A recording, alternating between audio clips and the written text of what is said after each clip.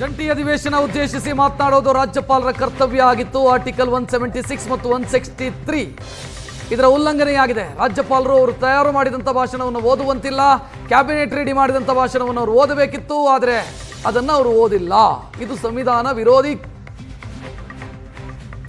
ವಿರೋಧಿ ನಡೆ ಇದು ಅಂತ ಮುಖ್ಯಮಂತ್ರಿ ಸಿದ್ದರಾಮಯ್ಯ ಅವರು ರಾಜ್ಯಪಾಲರ ನಡೆಯನ್ನು ಟೀಕಿಸಿದರು. ಗವರ್ನರ್ ಅವರೇ ಭಾಷಣವನ್ನು ಓದಿ ಹೋಗಿದ್ದಾರೆ. ಇಂದಿನ ರಾಜ್ಯಪಾಲರ ನಡೆ ಸಂವಿಧಾನದ ಉಲ್ಲಂಘನೆ. ಇದು ಮುಖ್ಯಮಂತ್ರಿಗಳ ಪ್ರತಿಕ್ರಿಯೆ ರಾಜ್ಯಪಾಲರ ನಿರ್ಗಮನದ ಬಳಿಕ. ರಾಜ್ಯಪಾಲರ ಭಾಷಣ ನಾವು ರೆಡಿ ಮಾಡಿ ಕೊಟ್ಟಿದ್ದನ್ನು ಅವರು ಓದಿಲ್ಲ. ಅವರಾಗೆ ಒಂದು ಭಾಷಣವನ್ನು ಮಾಡಿದ್ದಾರೆ, ಹೋಗಿದ್ದಾರೆ. ಆರ್ಟಿಕಲ್ 163 ಕ್ಲಿಯರ್ ಆಗಿ ಹೇಳುತ್ತೆ, ಆದರೆ ಅದರ ಉಲ್ಲಂಘನೆಯಾಗಿದೆ ಇಲ್ಲಿ ಅಂತ ಹೇಳ್ತಿದ್ದಾರೆ.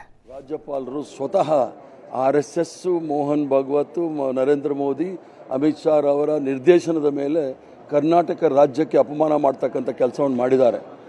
ಆರ್ಟಿಕಲ್ 176 ಅದರಲ್ಲಿ 1ರಲ್ಲಿ ಪ್ರಕಾರ ರಾಜ್ಯಪಾಲರು ರಾಜ್ಯದ ವಿಧಾನಮಂಡಲದ ವರ್ಷದ ಮೊದಲ ಅಧಿವೇಶನದಲ್ಲಿ ರಾಜ್ಯಪಾಲರು ವಿಶೇಷ ಭಾಷಣ ಸ್ಪೆಷಲ್ ಅಡ್ರೆಸ್ ಮಾಡಬೇಕೆಂದು ಕಡ್ಡಾಯಗೊಳಿಸುತ್ತದೆ. ಯಾವುದೇ ಕಾರಣಕ್ಕೆ ರಾಜ್ಯಪಾಲರು ಭಾಷಣ ಓದದೇ ಇರೋಕ್ಕಾಗೋದಿಲ್ಲ. ಇದು ಸಂಪೂರ್ಣವಾಗಿ ಅನ್ಕಾನ್ಸ್ಟಿಟ್ಯೂಷನಲ್, ಅಸಂವಿಧಾನಿಕವಾಗಿರ್ತಕ್ಕಂಥ ನಡೆ. ಇದು ಕರ್ನಾಟಕ ರಾಜ್ಯದ ಪ್ರಗತಿಗೆ, ಕರ್ನಾಟಕ ರಾಜ್ಯದ ಹೆಸರಿಗೆ ಮಸಿ ಬೆಳೀತಕ್ಕಂಥ ಕೆಲಸ ರಾಜ್ಯಪಾಲರು ಮಾಡಿದ್ದಾರೆ. ಇವೆಲ್ಲಕ್ಕೂ ಸಹ ರಾಜ್ಯಪಾಲರ ಸ್ಥಾನಮಾನವನ್ನು ದುರ್ಬಲಗೊಳಿಸ್ತಕ್ಕಂಥ ಹುನ್ನಾರ ಏನು ಭಾರತೀಯ ಜನತಾ ಪಾರ್ಟಿಯವರು ಸಂವಿಧಾನದಲ್ಲಿ ನಂಬಿಕೆ ಇಲ್ಲ, ಪ್ರಜಾಪ್ರಭುತ್ವದಲ್ಲಿ ನಂಬಿಕೆ ಇಲ್ಲ ಮತ್ತು ಇರತಕ್ಕಂಥ ವ್ಯವಸ್ಥೆಯನ್ನು ದುರ್ಬಲಗೊಳಿಸ್ತಕ್ಕಂಥ ಬುಡಮೇಲು ಮಾಡತಕ್ಕಂಥ ಪ್ರಯತ್ನ ಇವತ್ತು ಕರ್ನಾಟಕ ರಾಜ್ಯದಲ್ಲಿ ಇತಿಹಾಸದಲ್ಲಿ ಮೊಟ್ಟ ಮೊದಲನೇ ಬಾರಿಗೆ ರಾಜ್ಯಪಾಲರು ತೋರಿಸಿದ್ದಾರೆ. ಇದು ಖಂಡನೀಯ, ನಾವೆಲ್ಲರೂ ಸಹ ಖಂಡನೆ. ಮತ್ತು ಕೌಲನ್ ಶಕ್ತರಲ್ಲಿ ತಾವು ನೋಡಿದಾಗ ಆರ್ಟಿಕಲ್ 176 ಇದರ 1ರಲ್ಲಿ ಬಾರ್ 1ನಲ್ಲಿ ನಾವು ವಿಧಾನಮಂಡಲ ಮತ್ತು ವಿಧಾನ ಪರಿಷತ್ನಲ್ಲಿ ರಾಜ್ಯಪಾಲರ ವಿರುದ್ಧ ನಿರ್ಣಯನ ಮಂಡಿಸಲಿಕ್ಕೂ ಕೂಡ ಅವಕಾಶಗಳಿದೆ. ನಿರ್ಣಯವನ್ನು ಸಹ ನಾವು ಮಂಡಿಸ್ತೀವಿ ಅಂತೇಳಿ ನಮ್ಗೆ ನಂಬಿಕೆ ಇದೆ.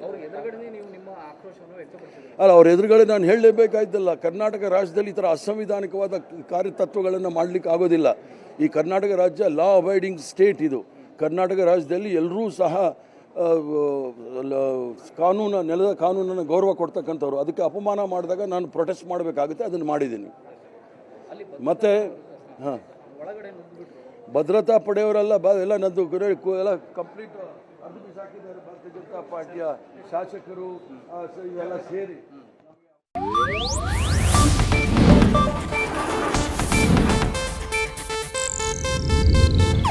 ಇದು ಏಷ್ಯಾನೆಟ್ ನ್ಯೂಸ್ ನೆಟ್ವರ್ಕ್ ಪ್ರಸ್ತುತಿ.